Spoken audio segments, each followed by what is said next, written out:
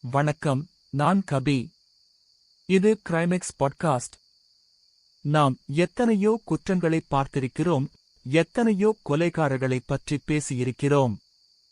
ஆனால் இன்று நாம் பார்க்கப் போகும் குற்றவாளி ஒரு மனிதன் அல்ல. அவளுக்கு மரணம் கிடையாது.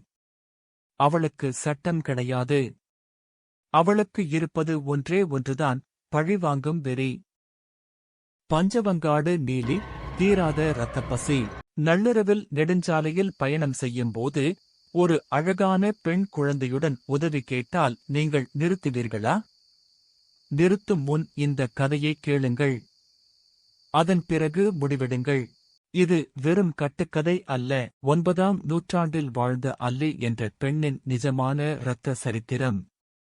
தன் கணவன் நம்பியால் அவளது நகைகளுக்காக ஒரு பாறையில் அடித்துக் கொல்லப்பட்டாள் அந்தக் கர்ப்பிணி பெண்.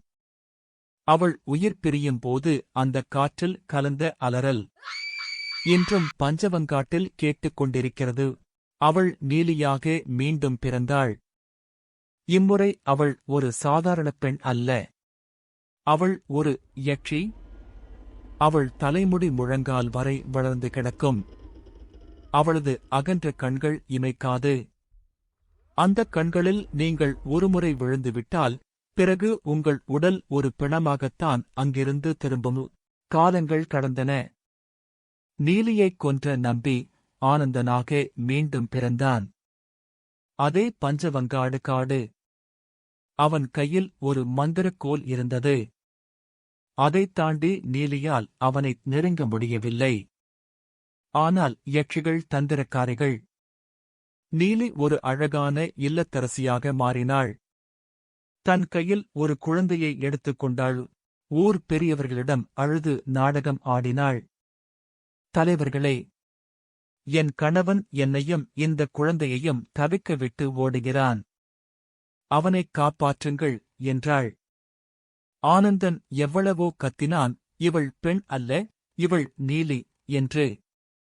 ஆனால் யாரும் நம்பவில்லை. அந்த ஊரின் 70 பெரியவர்களும் அவளுக்கு பாதுகாப்பு தருவதாக சத்தியம் செய்தார்கள்.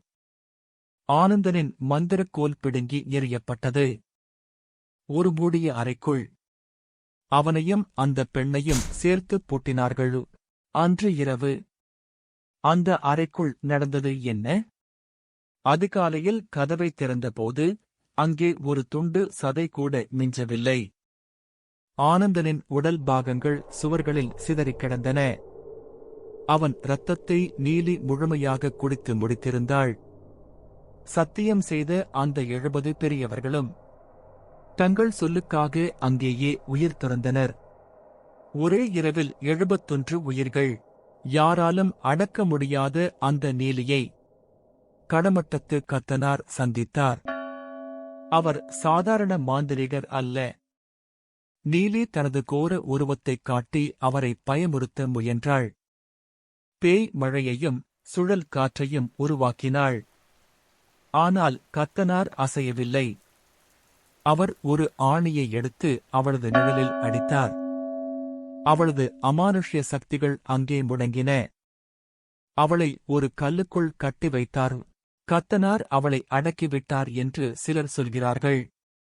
ஆனால் இன்றும் பழையனூர் பகுதிகளில் நள்ளிரவில் கள்ளிப்பால மரத்தின் அடியில் ஒரு மணம் வீசுவதாக மக்கள் நம்புகிறார்கள். ஒருவேளை கத்தனார் அடித்து அந்த ஆணி துருப்பிடித்து விழுந்துவிட்டால் மீண்டும் நீலி வருவாள்.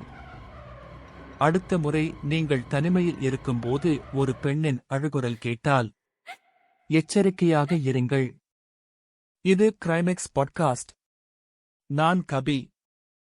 உண்மைகள் எப்போதும் பயங்கரமானவை.